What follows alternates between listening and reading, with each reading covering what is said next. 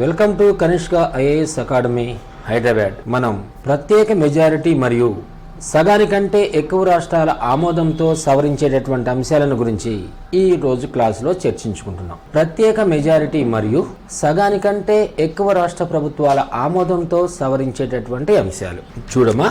ప్రత్యేక మెజారిటీ మరియు సగానికంటే ఎక్కువ రాష్ట్రాల ఆమోదంతో సవరించేటటువంటి అంశాలు. ప్రత్యేక మెజారిటీ మరియు సగానికంటే ఎక్కువ రాష్ట్ర ప్రభుత్వాల ఆమోదంతో సవరించేటటువంటి అంశాలు. ఈ పద్ధతి ద్వారా ఎలాంటి అంశాలను సవరించడానికి అవకాశాలు ఉంటాయి అంటేనన్నా, భారత పార్లమెంట్లో ఉన్నటువంటి ఉభయ సభలు అంటే లోక్సభ మరియు రాజ్యసభ, భారత పార్లమెంట్లో ఉన్నటువంటి రెండు సభలు 2/3 ప్రత్యేకమైనటువంటి మెజారిటీతో పాటుగా ప్రస్తుతం భారతదేశ వ్యాప్తంగా ఉన్నటువంటి 28 రాష్ట్రాలలో సగానికంటే ఎక్కువ రాష్ట్ర ప్రభుత్వాలు కూడా ఆమోదించినటువంటి సందర్భాలలో మాత్రమే కొన్ని అంశాలలో మార్పులు చేర్పులు అనగా సవరణలు చేయడానికి అవకాశాలు ఖచ్చితంగా ఉంటాయి. అయితే అభ్యర్థులు ఇక్కడ గుర్తించవలసినటువంటి అత్యంత ముఖ్యమైనటువంటి అంశమమ్మా, రాష్ట్ర ప్రభుత్వాలు ఖచ్చితంగా ఇంత నిర్ణీతమైనటువంటి కాల పరిమితి లోపల మాత్రమే తన అభిప్రాయాన్ని చెప్పాలి అనే ప్రత్యేకమైనటువంటి నిబంధన అంటూ ఏదీ లేదు. కనెక్ట్ అవుతుంది కదా. భారత పార్లమెంట్లో ఉన్నటువంటి రెండు సభలు 2/3 ప్రత్యేకమైనటువంటి మెజారిటీతో ఆమోదించడంతో పాటుగా ఉన్నటువంటి రాష్ట్ర ప్రభుత్వాల్లో సగానికంటే ఎక్కువ రాష్ట్ర ప్రభుత్వాలు కూడా ఆమోదించినటువంటి సందర్భాలలో మాత్రమే కొన్ని అంశాలలో మార్పులు చేర్పులు చేయడానికి అవకాశాలు ఉన్నాయి. అయితే ఇక్కడ రాసిన అంచిన నోట్ అని, రాష్ట్ర ప్రభుత్వాలు తమ అభిప్రాయాన్ని ఖచ్చితంగా ఇంత కాల పరిమితి లోపలే తెలియచేయాలి అని ప్రత్యేకమైనటువంటి నిబంధన లేదు. రాష్ట్ర ప్రభుత్వాలు తమ అభిప్రాయాన్ని వెల్లడించడానికి నిర్ణయిత కాల పరిమితి లేదు. ప్రత్యేక మెజారిటీ పద్ధతి గల మరొక పేరేంటమా, 2/3 మెజారిటీ పద్ధతిని మనం ప్రత్యేక మెజారిటీ అంటాం. కాబట్టి ప్రత్యేక మెజారిటీ మరియు సగానికంటే ఎక్కువ రాష్ట్ర ప్రభుత్వాల ఆమోదంతో సవరించేటటువంటి అంశాలు ఈ విధంగా ఉన్నాయి. ఫస్ట్ వన్, రాష్ట్రపతి ఎన్నిక విధానం. రాష్ట్రపతి ఎన్నిక విధానాన్ని గురించి వివరించేటటువంటి ఆర్టికల్స్ 54,55. సెకండ్ వన్, కేంద్ర కార్యనిర్వహణాధికార పరిధిని పెంచడం. కేంద్ర కార్యనిర్వహణాధికార పరిధిని పెంచడం లేదా విస్తృతం చేయడం. దీని గురించి 73వ అధికరణం. నెక్స్ట్, రాష్ట్ర ప్రభుత్వాల కార్యనిర్వహణాధికార పరిధిని పెంచడం. రాష్ట్ర ప్రభుత్వాల కార్యనిర్వహణాధికారాన్ని పెంచడం 162వ అధికరణం. 4, పార్లమెంటులో రాష్ట్రాలకు ప్రాతినిధ్యాన్ని కల్పించడం. ఆర్టికల్స్ 80-81. నెక్స్ట్, కేంద్ర రాష్ట్ర ప్రభుత్వాల మధ్య శాసనాధికారాల విభజన. కేంద్ర రాష్ట్ర ప్రభుత్వాల మధ్య శాసనాధికారాల విభజన. దీని గురించి 11వ విభాగంలోని 246వ అధికరణం. దాని తర్వాత 7వ షెడ్యూల్లో పేర్కొన్నటువంటి అంశాలు. లాస్ట్ వన్, రాజ్యాంగ సవరణ ప్రక్రియ. ఓకేమా. 368వ అధికరణం, రాజ్యాంగ సవరణ విధానం మనం చెప్పుకునేటటువంటి టాపిక్. దీనిలో ప్రత్యేక మెజారిటీ మరియు సగానికంటే ఎక్కువ రాష్ట్రాల ఆమోదంతో సవరించేటటువంటి అంశాలను గురించి మనం చర్చిస్తున్నాం. రైట్, చూడమా. ప్రత్యేక మెజారిటీ మరియు సగానికంటే ఎక్కువ రాష్ట్రాల ఆమోదంతో సవరించే అంశాలు అంటే, భారత పార్లమెంట్లో ఉన్నటువంటి ఉభయ సభల్లో 2/3 ప్రత్యేకమైనటువంటి మెజారిటీతో పాటుగా సగానికంటే ఎక్కువ రాష్ట్ర ప్రభుత్వాలు కూడా ఆమోదించినటువంటి సందర్భాలలో మన భారత రాజ్యాంగానికి సంబంధించినటువంటి కొన్ని అంశాలలో మార్పులు చేర్పులు చేయడానికి లేదా సవరణలను ప్రతిపాదించడానికి అవకాశాలు ఉన్నాయి. అయితే రాష్ట్ర ప్రభుత్వాలు తప్పనిసరిగా తమ అభిప్రాయాన్ని ఇంత కాల పరిమితి లోపలే చెప్పాలి, తెలియచేయాలి అనే ప్రత్యేకమైనటువంటి రాజ్యాంగ నిబంధన అంటూ ఏదీ లేదు. పార్లమెంటు ఆమోదించిన తర్వాత రాష్ట్ర ప్రభుత్వాలు తమకిష్టం వచ్చినటువంటి సమయాన్ని తీసుకొని రాజ్యాంగపరమైనటువంటి అంశాల్లో తమకు సంబంధించినటువంటి అభిప్రాయాన్ని లేదా ఆమోదాన్ని కూడా వెల్లడించడానికి అవకాశాలు ఖచ్చితంగా ఉన్నాయి అనేటటువంటి అంశం. ఓకే, ఫస్ట్ అమ్మా ఇక్కడ రాష్ట్రపతి ఎన్నిక విధానం. ఈ రాష్ట్రపతి ఎన్నిక విధానం అనేటటువంటి అంశాలను గురించి వివరించేటటువంటి ఆర్టికల్స్ 54 మరియు 55. సెకండ్ వన్, కేంద్ర కార్యనిర్వహణాధికార పరిధిని విస్తృతం చేయడం లేదా పెంచడం. దీని గురించి వివరించే ప్రత్యేకమైనటువంటి ఆర్టికల్ 73. నెక్స్ట్ వన్, రాష్ట్ర ప్రభుత్వాల కార్యనిర్వహణాధికారాన్ని పెంచడం. దీని గురించి వివరించే ప్రత్యేకమైనటువంటి ఆర్టికల్ 162. నెక్స్ట్ వన్, పార్లమెంటులో రాష్ట్రాలకు ప్రాతినిధ్యాన్ని కల్పించడం. 80 మరియు 81 అధికరణలు. నెక్స్ట్ వన్, కేంద్ర రాష్ట్ర ప్రభుత్వాల మధ్య శాసనాధికారాల విభజన. దీని గురించి వివరించే విభాగం 11 విభాగం ఆర్టికల్ 246. అలానే దాని తర్వాత 7వ షెడ్యూల్లో పేర్కొన్నటువంటి ప్రత్యేకమైనటువంటి అంశాలు. తర్వాత రాజ్యాంగ సవరణ ప్రక్రియ 368వ అధికరణం. ఫస్ట్ వన్, రాష్ట్రపతి ఎన్నిక విధానం. రాష్ట్రపతి ఎన్నిక విధానాన్ని మనం ఏ దేశ రాజ్యాంగం నుండి స్వీకరించడం జరిగింది అంటే ఐర్లాండ్ రాజ్యాంగం నుండి స్వీకరించడం జరిగింది. అంటే మన భారత రాష్ట్రపతిని ఎన్నుకునేటటువంటి అంశాన్ని, ఎన్నుకునేటటువంటి పద్ధతులను మనం ఏ దేశ రాజ్యాంగం నుండి స్వీకరించడం జరిగింది? ఐర్లాండ్ లేదా ఐరిష్ రాజ్యాంగం నుండి స్వీకరించడం జరిగింది.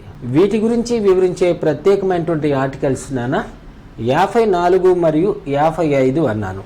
ఇక్కడ చూడమ్మా, 54వ అధికరణం రాష్ట్రపతిని ఎన్నుకునేటటువంటి ఓటర్లను గురించి తెలియజేస్తుంది. అంటే వాళ్ళనే మనం ఎలక్టోరల్ కాలేజీ సభ్యులు అంటారు. ఎలక్టోరల్ కాలేజీ సభ్యులు, ఎలక్టోరల్ కాలేజీ సభ్యులు అంటాం. లేదా ఎన్నికల గణ సభ్యులు, ఎన్నికల గణ సభ్యులు లేదా నియోజక గణ సభ్యులు, నియోజక గణ సభ్యులు, వీళ్ళందరినీ ఒకే పేరుతో పిలుస్తాం. ఎవరు వీళ్ళు? ఎలక్టోరల్ కాలేజీ సభ్యులు అంటే రాష్ట్రపతిని ఎన్నుకునేటటువంటి ఓటర్లు. ఎటువంటి కన్ఫ్యూజ్ లేకుండా నీట్గా రాష్ట్రపతిని మనలాంటి సాధారణ ప్రజానీకం ఎలాంటి సందర్భాలలో కూడా ఎన్నుకోవడానికి అవకాశం లేదు. కాబట్టి భారత రాష్ట్రపతిని ఎన్నుకోవడానికి ప్రత్యేకమైనటువంటి ఓటర్లు ఉంటారు. ఇలా భారత రాష్ట్రపతిని ఎన్నుకునేటటువంటి ఓటర్లనే మనం నియోజక గణ సభ్యులు లేదా ఎన్నికల గణ సభ్యులు లేదా ఎలక్టోరల్ కాలేజీ సభ్యులు అనేటటువంటి పేరుతో పిలుస్తాం. రైట్. కాబట్టి ఈ అంశాన్ని గురించి వివరించే ఆర్టికల్ ఏది నాన్న? 54వ అధికరణం. అయితే ఈ ఎలక్టోరల్ కాలేజీలో మళ్ళా ఎన్ని రకాలుగా సభ్యులు ఉంటారు అంటే 3 రకాలుగా సభ్యులు ఉంటారు. ఈ ఎలక్టోరల్ కాలేజీలో ఎన్ని రకాల సభ్యులు ఉంటారు డాడీ? 3 రకాల సభ్యులు ఉంటారు. ఫస్ట్, ఈ ఎలక్టోరల్ కాలేజీలో ఎన్ని రకాల సభ్యులు ఉంటారు నాన్న? 3 రకాల సభ్యులు ఉంటారు అన్నాను. ఫస్ట్ వన్, పార్లమెంటు ఉభయ సభలకు ఎన్నికైన సభ్యులు. పార్లమెంటు ఉభయ సభలకు ఎన్నికైన సభ్యులు. పార్లమెంటు ఉభయ సభలకు ఎన్నికైన సభ్యులు అన్నాను నాన్న. అంతేగాని నామినేటెడ్ సభ్యులు అనలేదు. భారత పార్లమెంట్లో 2 సభలు ఉంటాయి. ఒకదాన్ని లోక్సభ అంటాం, రెండో దాన్ని రాజ్యసభ అంటాం. లోక్సభలో ఎంతమంది నామినేటెడ్ సభ్యులు ఉంటారు అంటే 2. రాజ్యసభలో ఎంతమంది నామినేటెడ్ సభ్యులు కొనసాగుతారు అంటే 12 మంది. ఈ 14 మంది అభ్యర్థులకు రాష్ట్రపతి ఎన్నికల్లో ఓటు హక్కును వినియోగించుకునేటటువంటి అవకాశం ఏమాత్రం కూడా లేదు. కాబట్టి భారత పార్లమెంటులోని ఉభయ సభలకు ఎన్నికైనటువంటి సభ్యులు, ఎన్నికైన అనేది స్పెసిఫిక్ గా గుర్తుపెట్టుకోవాలి. అందుకని అండర్లైన్ చేశాను. వీళ్ళని మనం ఏ పేరుతో పిలుస్తామంటే నాన్న ఎంపీలు అంటాం. భారత పార్లమెంటులోని ఉభయ సభలకు ఎన్నికైనటువంటి సభ్యులు. రైట్. సెకండ్ వన్, రాష్ట్ర విధాన సభలకు ఎన్నికైన సభ్యులు. రాష్ట్ర విధాన సభలకు ఎన్నికైన సభ్యులు. నానా, ఎన్నికైన అనేది స్పెసిఫిక్గా గుర్తుపెట్టుకోవాలి. ఎందుకంటే రాష్ట్ర విధాన సభల్లో కూడా ఒక అభ్యర్థిని నామినేటెడ్ సభ్యుడిగా రాష్ట్ర గవర్నర్ నియమించవచ్చు. ఇలా నామినేటెడ్ సభ్యులు ఎవరు కూడా రాష్ట్రపతి ఎన్నికల్లో ఎలాంటి సందర్భాలలో కూడా తమకున్నటువంటి ఓటు హక్కును వినియోగించుకోవడానికి అవకాశం ఏమాత్రం కూడా లేదు. రైట్. వీళ్ళని కూడా ఎంపీ, వీళ్ళని ఎమ్మెల్యే అనేటటువంటి పేరుతో పిలుస్తారు. Right. Next one, Delhi Pondicherry. Delhi Pondicherry విధాన సభలకు ఎన్నికైన సభ్యులు. ఢిల్లీ పాండిచేరి విధాన సభలకు ఎన్నికైన సభ్యులు. వీళ్ళని కూడా మనం ఎమ్మెల్యే అంటాం. వాస్తవంగా నాన్న, ఢిల్లీ పాండిచేరి అనేవి ఏంటమ్మా? యూనియన్ టెరిటరీస్, కేంద్ర పాలిత ప్రాంతాలు. అంటే ఢిల్లీ పాండిచేరి అనేటటువంటి కేంద్ర పాలిత ప్రాంతాలకు 239A 239AA అనేటటువంటి ఆర్టికల్స్ ద్వారా ప్రత్యేకంగా విధాన సభలను ఏర్పాటు చేయటం జరిగింది. అర్థమైందా?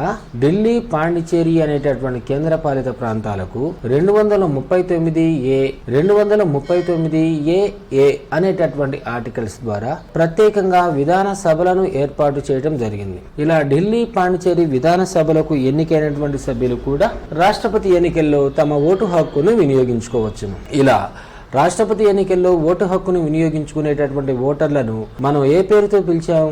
ఎలక్టోరల్ కాలేజీ సభ్యులు అంటారు, లేదా ఎన్నికల గణ సభ్యులు అంటారు, లేదా నియోజక గణ సభ్యులు అంటారు. కాబట్టి ఎలక్టోరల్ కాలేజీలో మొత్తం ఎన్ని రకాల సభ్యులు ఉన్నారు? 3 రకాల సభ్యులు ఉన్నారు. అయితే ఇక్కడ నామినేటెడ్ సభ్యులకు భారత రాష్ట్రపతి ఎన్నికల్లో ఎలాంటి సందర్భాలలో కూడా ఓటు హక్కును వినియోగించుకునేటటువంటి అవకాశం ఏమాత్రం కూడా లేదు అనేటటువంటి అంశాన్ని గుర్తించాలి. ప్రత్యక్షంగా కానీ పరోక్షంగా కానీ ఎన్నికైనటువంటి సభ్యులు మాత్రమే భారత రాష్ట్రపతి ఎన్నికల్లో తమకున్నటువంటి ఓటు హక్కును వినియోగించుకుంటారు. ఇక్కడ ప్రత్యక్షంగా అంటే ఎవరు? లోక్సభ ఎంపీలు. అలానే పరోక్షంగా అంటే ఎవరు? రాజ్యసభ ఎంపీలు. ఇలా ప్రత్యక్షంగా కానీ పరోక్షంగా కానీ ఎన్నికైనటువంటి సభ్యులు మాత్రమే భారత రాష్ట్రపతి ఎన్నికల్లో తమకున్నటువంటి ఓటు హక్కును వినియోగించుకోవడానికి అవకాశాలు ఉన్నాయి. అయితే ఇక్కడ చూడనా, ఢిల్లీ పాండిచేరి విధానసభలకు ఎన్నికైనటువంటి సభ్యులు అన్నాను. ఢిల్లీ పాండిచేరి విధానసభలకు ఎన్నికైనటువంటి సభ్యులు రాష్ట్రపతి ఎన్నికల్లో ఓటు హక్కును వినియోగించుకోవచ్చును అనేటటువంటి అంశాన్ని 1992 సంవత్సరంలో చేసిన 70వ రాజ్యాంగ సవరణ చట్టం స్పష్టం చేసింది. అంటే 70వ రాజ్యాంగ సవరణ చట్టానికి ముందు ఢిల్లీ పాండిచేరి విధానసభ సభ్యులు రాష్ట్రపతి ఎన్నికల్లో తమ ఓటు హక్కును వినియోగించుకోవడానికి అవకాశం ఏమాత్రం కూడా లేదు. ఈ చట్టం 1995 సంవత్సరం నుండి అమల్లోకి వచ్చింది. ఏది? 70వ రాజ్యాంగ సవరణ చట్టం. అయితే ఢిల్లీ పాండిచేరి విధానసభ సభ్యులు రాష్ట్రపతి ఎన్నికల్లో మొదటిసారిగా ఎప్పటి నుండి తమకున్నటువంటి ఓటు హక్కును వినియోగించుకోవడం జరిగింది అంటే 1997 సంవత్సరం నుండి వినియోగించడం జరిగింది. రైట్. కాబట్టి ఢిల్లీ పాండిచేరి విధానసభ సభ్యులకు